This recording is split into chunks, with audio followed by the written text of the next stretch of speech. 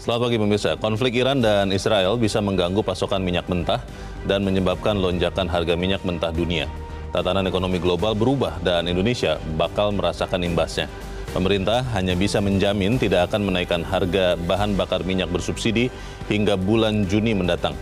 Jika konflik meluas dan harga minyak dunia tembus $100 Amerika per barel, maka APBN bakal jebol untuk menanggung subsidi harga BBM. Pemirsa, inilah editorial Media Indonesia di siang ini Kamis 18 April 2024 dengan tema Stop Angin Surga Harga BBM bersama saya Leonard Samosir. Dan Anda semua para pemirsa bisa juga ikut menyatakan Anda nanti dengan menelepon nomor telepon 021 583 99 100. Dan pemirsa, pagi ini telah hadir bersama saya anggota Dewan Redaksi Media Group Jaka Budi Santosa. Mas Jaka, selamat pagi. Selamat pagi, Maulio. Sehat-sehat Mas? Sehat, alhamdulillah. Ini kita bicara sesuatu yang kalau ada istilah ngeri-ngeri sedap, ini ngeri-ngeri tidak sedap ini ya. Tapi sebelum kita bahas bagaimana harga BBM karena efek dari konflik di Timur Tengah, kita akan lihat dulu beberapa berita yang diperhatikan media Indonesia untuk hari ini. Kita langsung ke editorial, Mas Jaka dan pemirsa. Pada pagi ini diberi judul Stop Angin Surga Harga BBM. Ini memang menjadi dilematis ya. Betul. Pada saat kita ingin memulihkan ekonomi, pemerintah salah satunya adalah memberikan bantalan sosial dan juga termasuk subsidi BBM. Tapi ketika kita lihat ada tekanan sekarang, harga minyak mentahnya melonjak, kan akhirnya susah juga untuk mempertahankan harga BBM. Pertanyaannya, setelah Juni, jadi harga BBM pasti akan naik atau bagaimana nih Mas? Ya, kalau kita lihat dari sinyal-sinyal yang diberikan oleh pemerintah ya sangat mungkin akan naik. Kan kalau Pak Menko Perekonomian dia bilang sampai Juni paling tidak naik. Tetapi kalau itu berarti ya setelah Juni mungkin akan naik. Apalagi kalau kita lihat dari gejolak dunia saat ini, khususnya dengan konflik antara Israel dan Iran. Dan mau tidak mau ya akan sulit bagi pemerintah untuk terus menahan harga BBM seperti ini. Kalau kita di editorial kan kita tulis untuk satu kenaikan 1 barel saja $1 per barel itu kan sekitar 3,5 sampai 4 triliun tambahan subsidi. Jadi bayangkan betapa besarnya nanti subsidi yang harus diberikan pemerintah ketika harganya tuh naik cukup besar atau bahkan sangat besar. Jadi pemerintah mesti harus menyiapkan sejak sekarang apa yang akan dilakukan di kemudian hari. Harus ada antisipasi yang betul-betul matang karena ya sekali lagi kita berharap agar konflik di Timur Tengah khususnya Israel dan Iran itu tidak akan terjadi, tetapi apapun harus ada persiapan untuk mengantisipasi hal terburuk seperti itu kan. Dan juga mungkin komunikasi ya Mas Jaka ya, jangan kemudian di kondisi seperti sekarang nanti akan ada yang berspekulasi untuk mencari untung begitu kan. Betul. Dia mungkin akan hantam dolarnya atau dia mungkin akan hantam minyaknya begitu, sehingga kita juga yang susah. Tapi kita akan bahas itu Mas Jaka dan pemirsa. Inilah editorial Media Indonesia untuk hari ini Kamis 18 April 2024. Stop Angin Surga Harga BBM.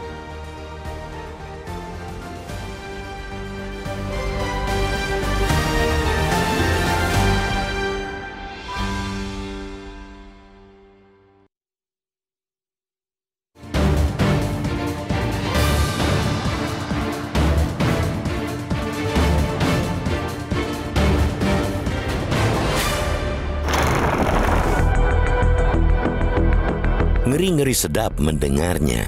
Jika konflik Iran dan Israel meluas, hal itu bakal mengganggu pasokan minyak mentah sehingga dapat menyebabkan lonjakan harga minyak mentah dunia.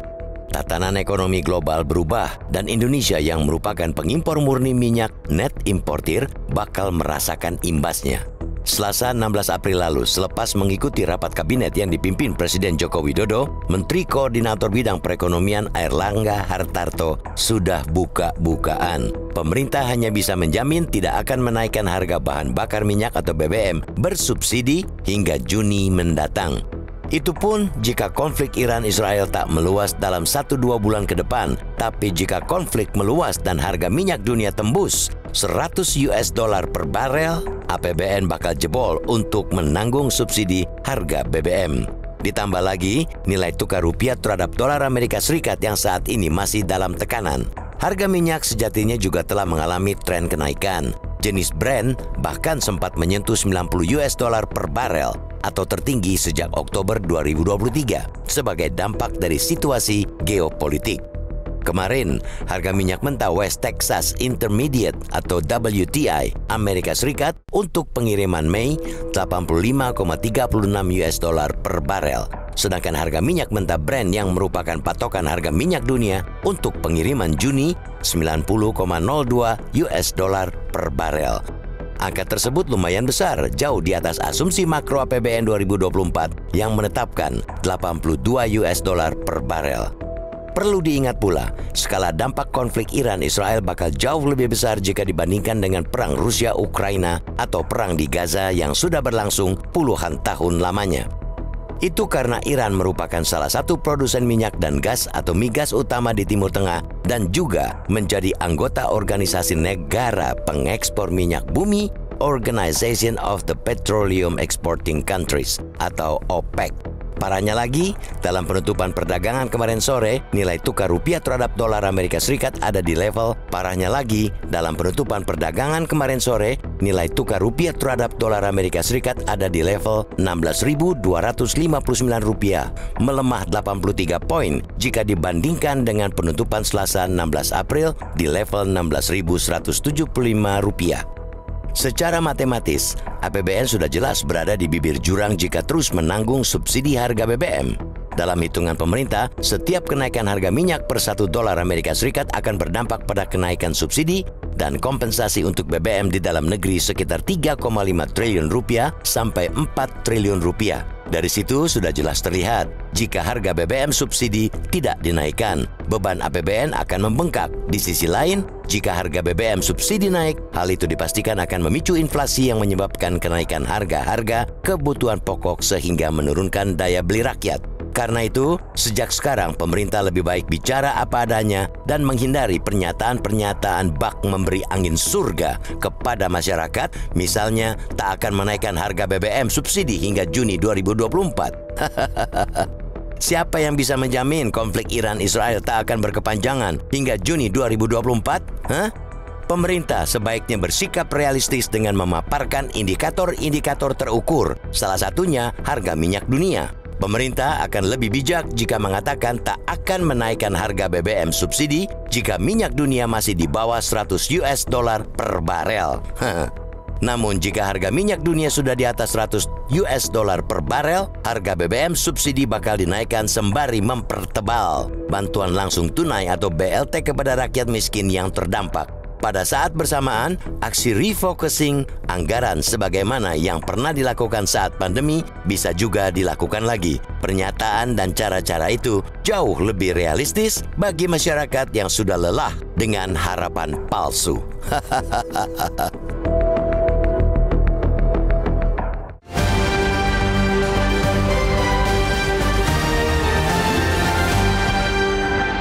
Anda bisa ikut menyatakan pendapat Anda di bagian berikut selepas jeda pemirsa. Untuk saat ini, tetaplah bersama kami.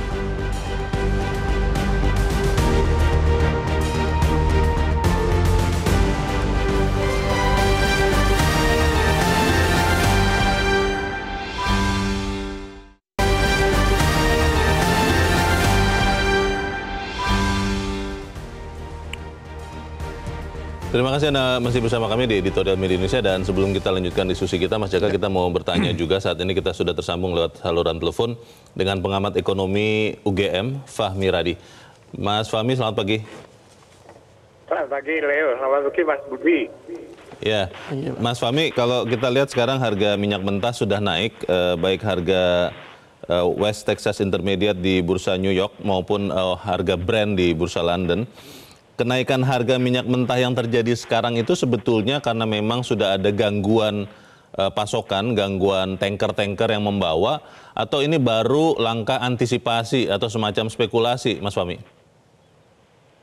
Enggak, kalau Selat Hormuz kan belum ditutup itu ya, karena perang memang belum meluas.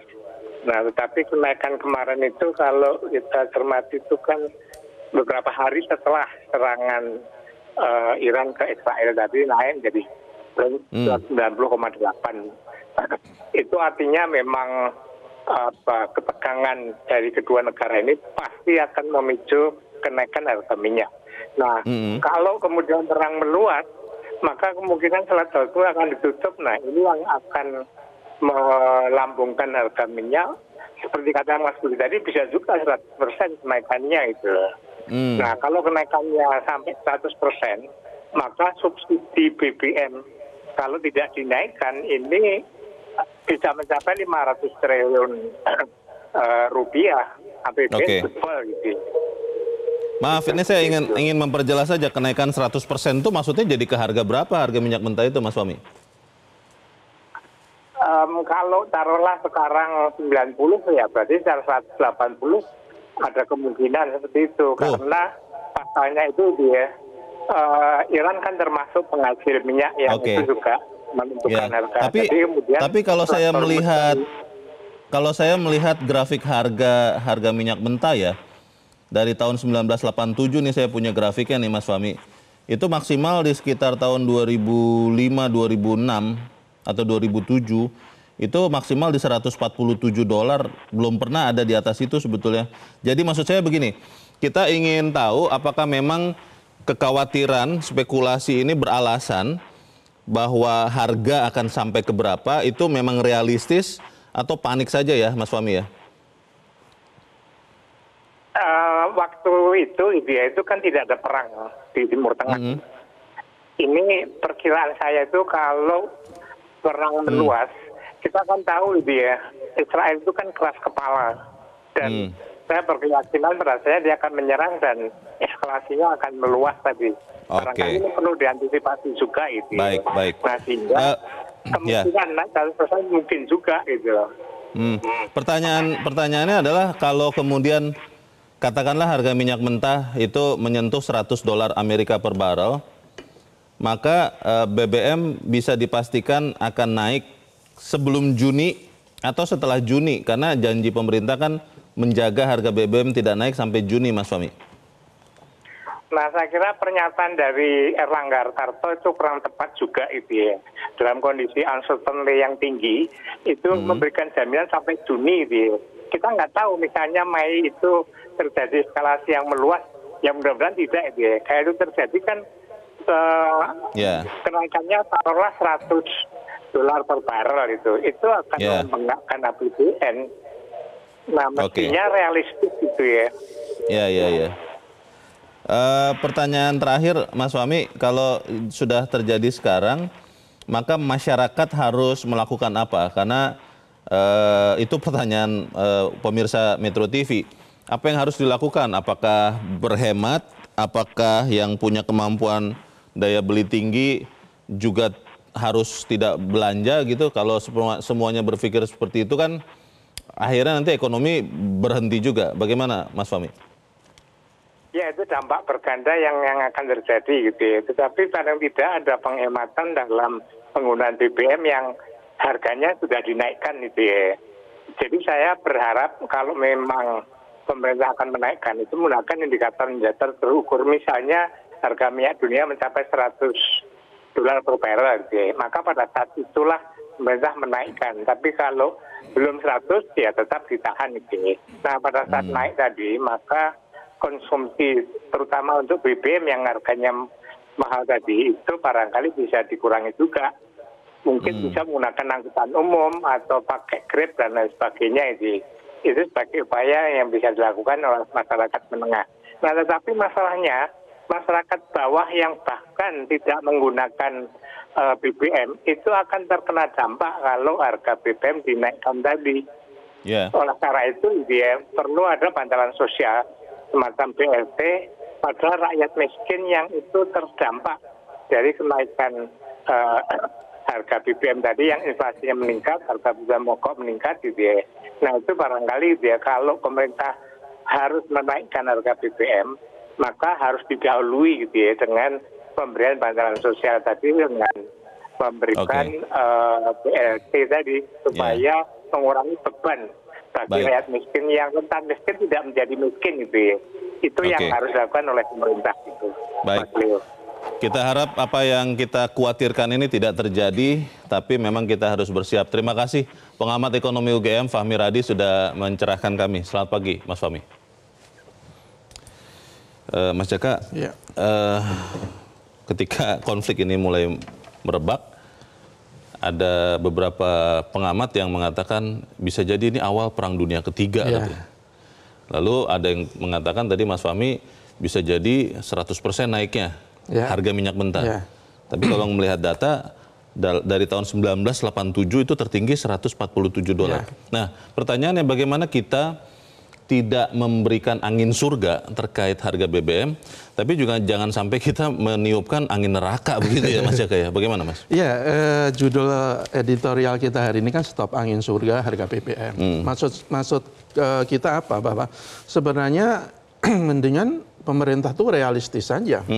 Artinya jangan berjanji bahwa sampai Juni itu tidak akan naik. Karena kan situasi tidak bisa kita prediksi seperti apa. Betul. Betul tadi Mas Fahmi bilang bahwa Israel itu keras kepala, emang dari dulu seperti itu kan. Meskipun para sekutunya, para pelindungnya itu meminta dia jangan sampai menyerang lagi Iran, ya belum tentu. Kalau kita lihat apa yang sudah dikatakan oleh para pejabat Israel kan dia akan menyerang balik. Dan ketika menyerang balik, Iran pasti akan juga kembali menyerang dan pasti akan terjadi perang yang tentu saja akan berpengaruh terhadap perekonomian dunia. Jadi saya pikir pemerintah akan lebih baik mengatakan berterus terang kepada masyarakat, umpamanya nanti harga minyak itu sampai $100 per barrel itu akan naik, tetapi kalau masih di bawah $100 tidak akan naik.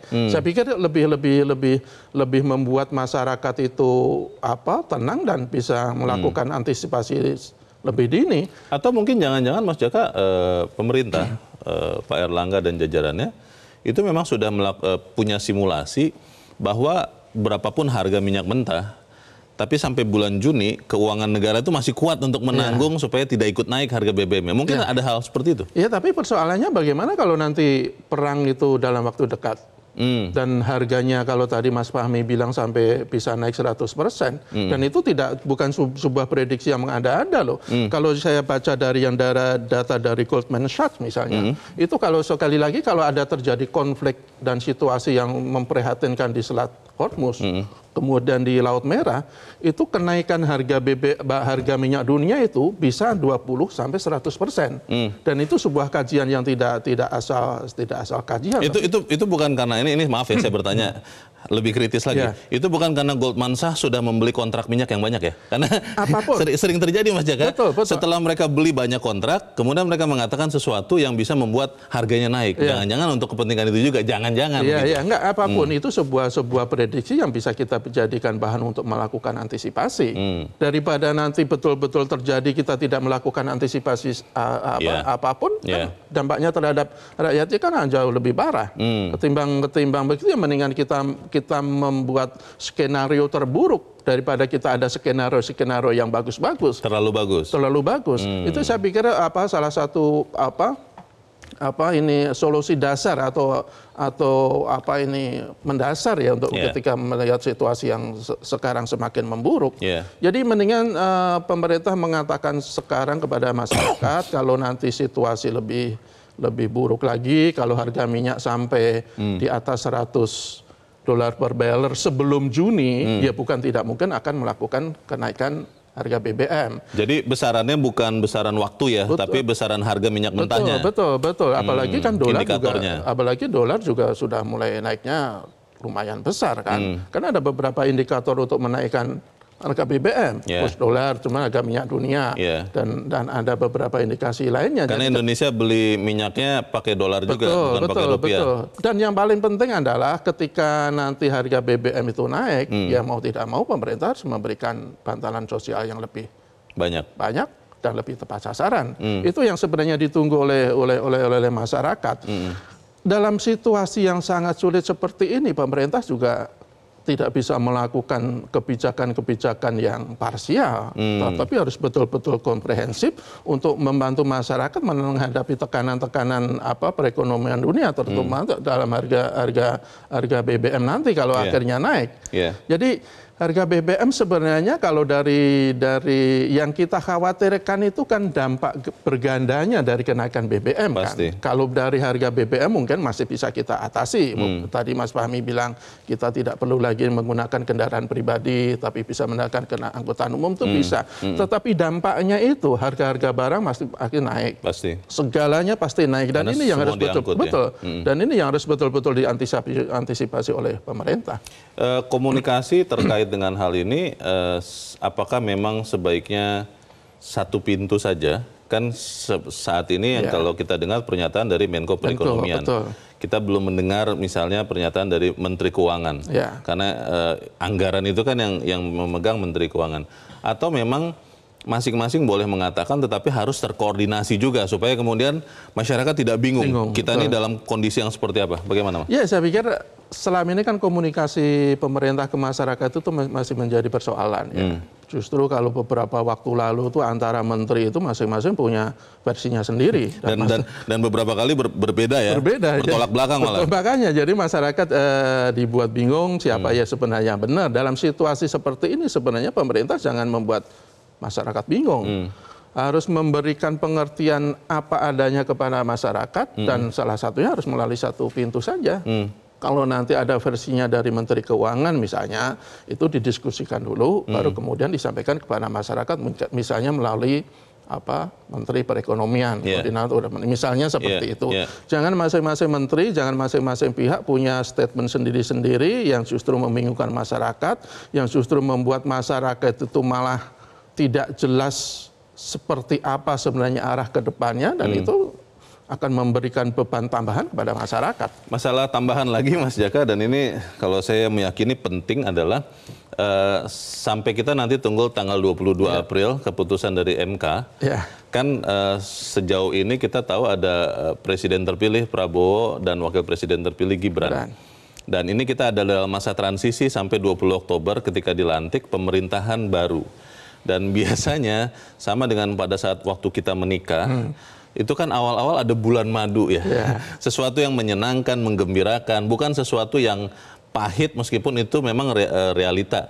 Bagaimana kemudian kondisi yang sulit ini benar-benar dijaga oleh pemerintahan sekarang yang segera akan berakhir Oktober dan diserahkan ke pemerintahan baru, dan tetap penanganannya sama baiknya atau bahkan lebih baik, Mas Joko? Ya, kalau kita lihat ini kita berandai-andai ya, kalau nanti tidak ada keputusan MK yang memutuskan yang lain. Itu kan Prabowo Gibran yang menang. Kalau visi mereka itu kan keberlanjutan.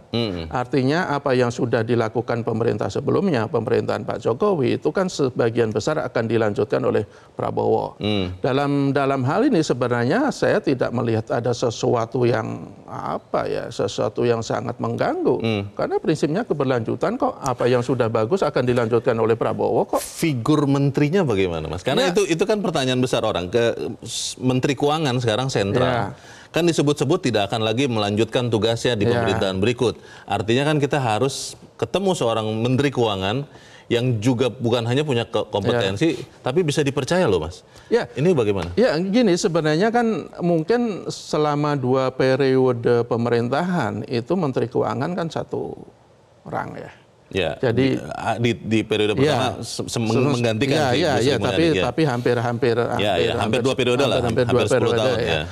Jadi orang mungkin sudah merasa confident dengan figur ini. Tetapi kok saya yakin sebenarnya banyak orang pintar di negara kita. Ketika satu orang yang dianggap merasa sangat punya kapabilitas, punya integritas, punya kredibilitas, masih ada kok yang lain. Yang penting adalah bagaimana pemimpin tertinggi negeri ini memilih figur-figur yang profesional, apalagi untuk Kementerian Keuangan, bukan dengan maksud yang lain-lain, bukan dengan kepentingan lain, apalagi kepentingan politik. Itu saya pikir tergantung pemimpin tertingginya. Ketika pemimpin tertingginya, presiden katakanlah, itu memberikan kepercayaan kepada seseorang yang dianggap mampu, dianggap punya kapabilitas, dianggap punya integritas dan kredibilitas, dan tidak diganggu-ganggu, saya yakin ada Dan itu tantangan seorang presiden untuk memilih calon-calon pembantunya yang profesional, tidak semata-mata karena balas jasa, tidak semata-mata karena merasa sudah dibantu menjadi presiden kemudian diberikan jabatan-jabatan, tetapi kan semuanya kan demi rakyat, bukan demi kepentingan partai-partai politik semata, bukan demi kepentingan golongan mereka sendiri. Dan Menteri Keuangan ini harus orang yang berani juga mengatakan tidak ya. Kalau itu gunanya adalah untuk menjaga kesehatan keuangan negara. Betul. Termasuk kepada presidennya. Betul, dan itu yang dilakukan oleh Bu Sri Mulyani, tidak hanya sekarang, waktu menjadi Menteri Keuangan sebelumnya, di Presiden sebelumnya, itu yang dilakukan Bu Sri Mulyani. Itu adalah sebuah wujud bagaimana seorang yang betul-betul profesional, karena kan tanggung jawab Menteri Keuangan itu kan sangat krusial dalam menentukan nasib bangsa kita setiap tahun, bahkan tahun-tahun ke depan. Baik, kita harus jeda dahulu, Mas Jaka dan pemirsa tetaplah bersama kami, Editorial Media Indonesia, segera kembali.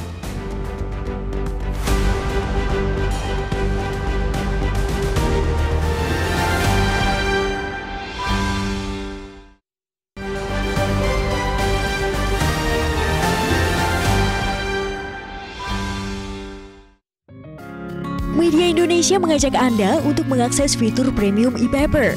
Dengan sajian konten berbasis intelektual dan meneguhkan kebangsaan, Media Indonesia tampil dengan lebih dinamis melalui e-paper Media Indonesia yang dapat Anda akses kapan saja, di mana saja.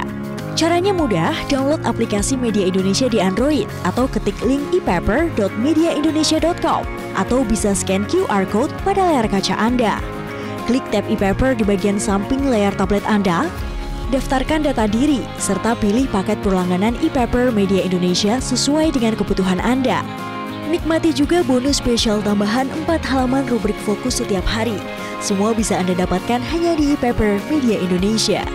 Untuk informasi lebih lanjut, hubungi customer service di nomor 0811 1201 2018 atau kunjungi media sosial @Media Indonesia. Media Indonesia, referensi bangsa. Terima kasih Anda masih bersama kami di Editorial Media Indonesia, dan sebelum kita lanjutkan diskusi kita, Mas Jaka, kita akan mendengarkan juga pendapat dari pemirsa Metro TV. Kita saat ini sudah terhubung dengan pemirsa Metro TV di Batam, Kepulauan Riau, ada Pak John Veto. Pak John, selamat pagi. Selamat pagi, Bung Leo. Selamat pagi Pak John. Ya. Mas Jaka ya. Ya, silakan Pak, pendapat Anda Pak, singkat padat, silakan. Stop angin surga ya, harga BBM. Jadi begini, Leo. Saya yakin sekali sebelum bulan Juni ini harga BBM udah naik di Indonesia, subsidi ya. Yakin saya. Kenapa? Ini konflik Iran dengan Israel kan konflik yang skalanya sangat besar sebenarnya. Ya, di Timur Tengah ya. Berbeda dengan Ukraina dengan Rusia kemarin. Karena kita terimbasnya, cuma dia tidak melalui kita tidak tergantung betul dengan negara tersebut.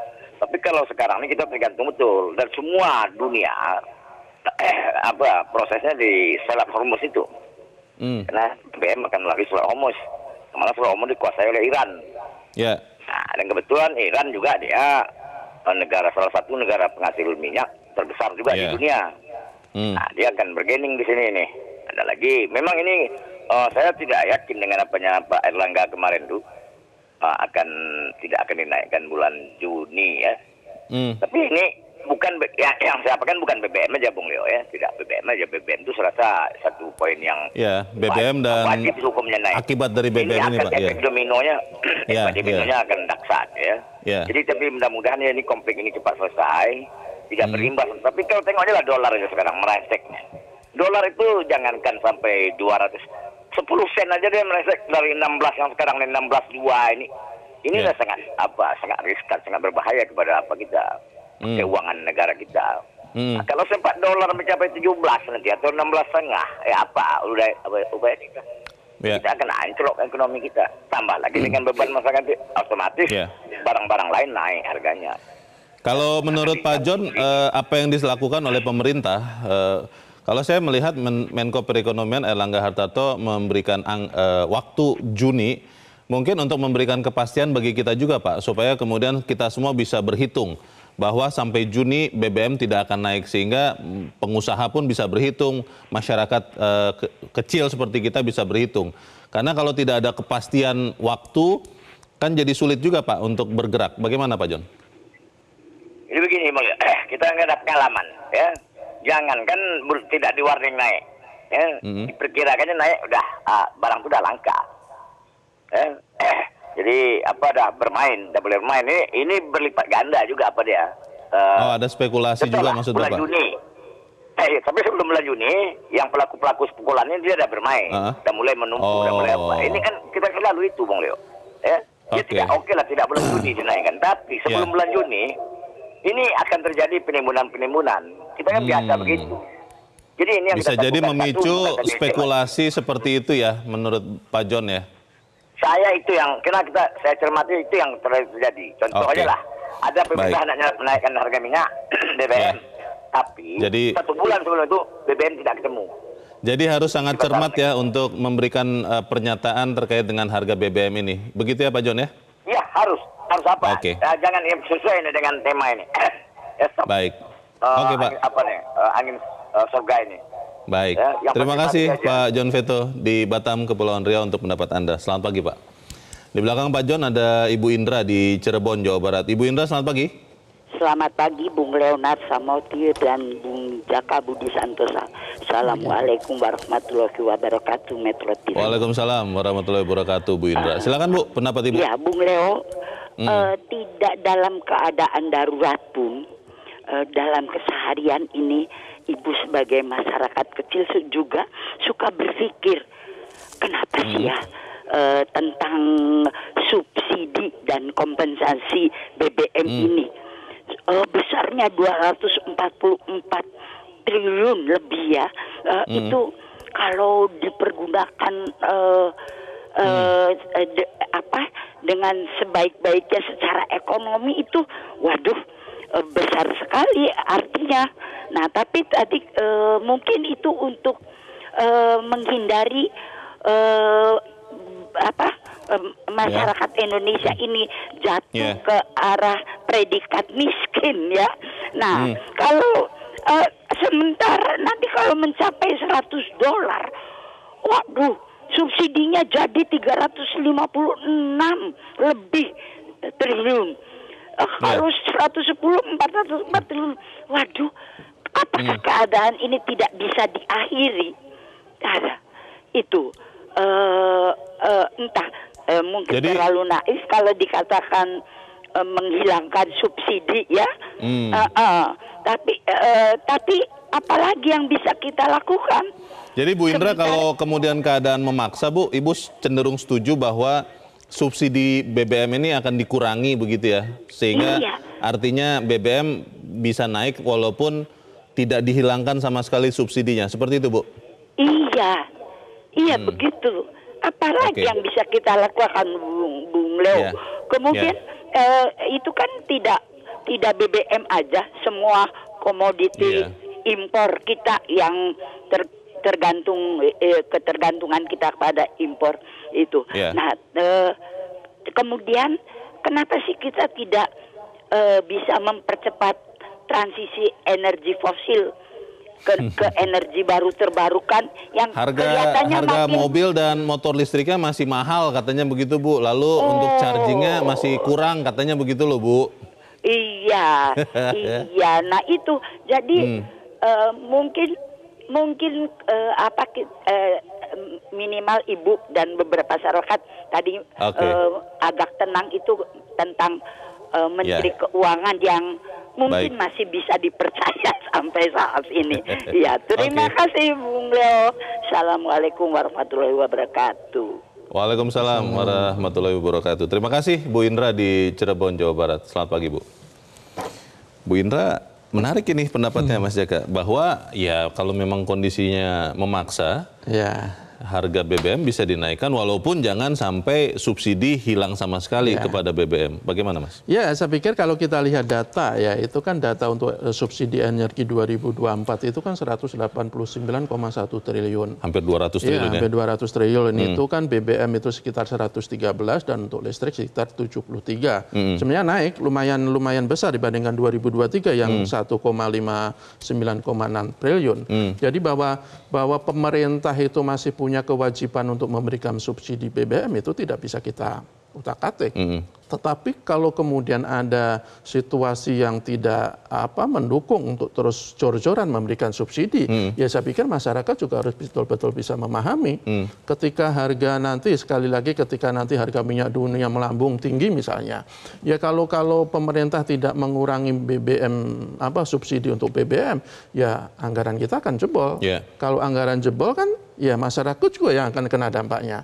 Jadi yang penting adalah bagaimana masyarakat atau bagaimana pemerintah bisa memberikan atau bisa meyakinkan kepada masyarakat bahwa subsidi akan dikurangi, tetapi upaya untuk memberikan pertolongan akibat kenaikan BBM itu harus dipastikan bisa dirasakan oleh masyarakat. Yang pasti pertama adalah bantalan sosial atau BLT lah katakanlah kepada masyarakat miskin. Tapi itu saya pikir itu tidak cukup. Bagaimana dengan masyarakat yang rentan miskin? Bagaimana dengan masyarakat yang menengah? Kelas menengah tidak ada subsidi itu ya? Iya, yang kalau orang anak muda sekarang kaum mendang-mending gitu kan. Jadi mereka kaya tidak, miskin juga tidak. Kalau BBM naik bisa langsung miskin tuh? Iya. Karena ada di perbatasan. Dan dia tidak mendapat alokasi bantuan sosial. Tidak ada bantuan apapun. Ini yang harus dipikirkan oleh pemerintah. Jadi beban mereka juga harus diringankan. Umpamanya begini, kan ada juga rencana untuk menaikkan tarif listrik setelah Juni. Apakah tidak lebih bijak jika salah satu saja BBM umpamanya naik tarifnya, harganya, tapi untuk listrik sementara ditunda. Meskipun bebannya ya saya yakin juga akan semakin berat untuk subsidi. Tetapi kan dalam situasi begini kan pemerintah juga tidak bisa mentang-mentang, tetapi masyarakat juga harus betul-betul bisa memahami. Saya pikir ada dua titik temu yang harus bisa kita ciptakan. Baik.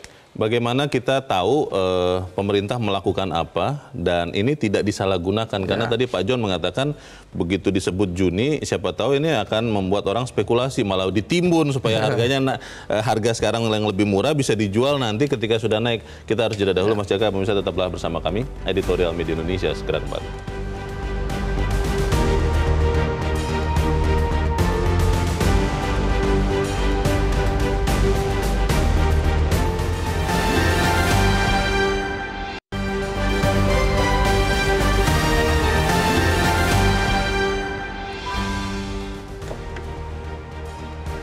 Terima kasih Anda masih bersama kami dan kita ada di bagian akhir diskusi kita pagi ini. Mas Jaka, di ekonomi itu ada ada gium yang mengatakan self-fulfilling prophecy.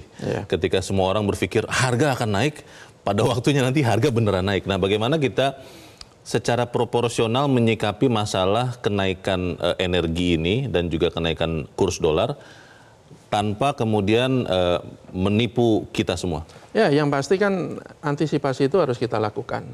Kita bernegara itu kan tidak bisa menunggu begitu saja apa yang akan terjadi, tetapi harus menyiapkan apapun untuk mengantisipasi sebelum sesuatu itu kan terjadi. Kita siapkan payungnya sebelum hujan. Termasuk dalam kasus ini kan, kalau kita sudah ada tanda-tanda akan terjadinya lonjakan harga minyak dunia dengan kasus Israel-Iran misalnya, ya kita harus melakukan sesuatu agar nanti dampaknya itu tidak sangat buruk terhadap masyarakat. Ya salah satunya kan itu bagaimana nanti kita mengurangi subsidi BBM karena kita prediksi harga minyak dunia akan semakin meningkat dan dengan harga minyak yang melonjak itu kan BBM atau subsidi energi itu kan semakin besar.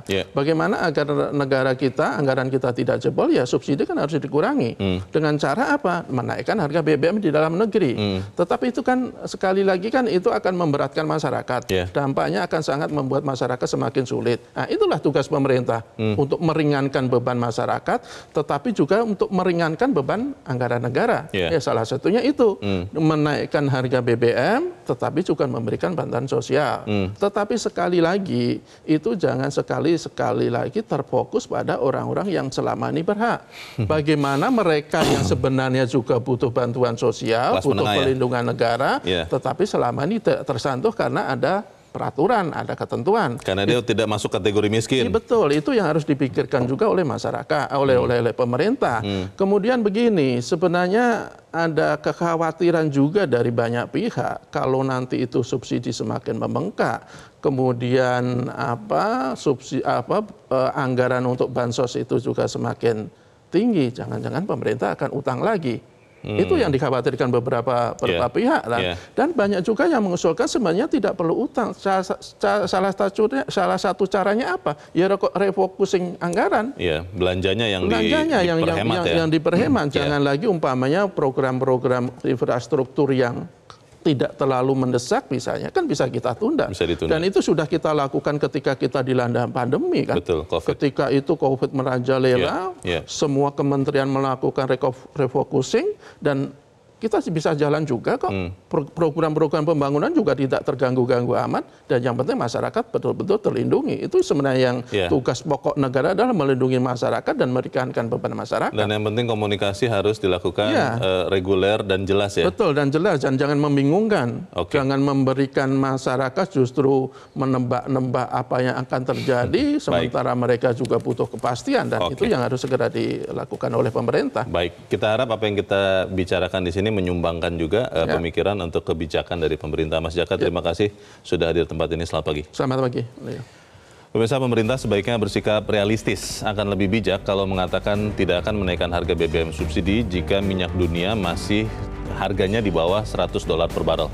Kalau harga minyak dunia di atas $100 per barel, maka harga BBM subsidi bakal dinaikkan sambil mempertebal bantuan langsung tunai. Aksi refocusing anggaran yang pernah dilakukan pemerintah saat pandemi COVID juga bisa dilakukan lagi. Pernyataan dan cara-cara itu jauh lebih realistis bagi masyarakat yang sudah lelah dengan harapan palsu.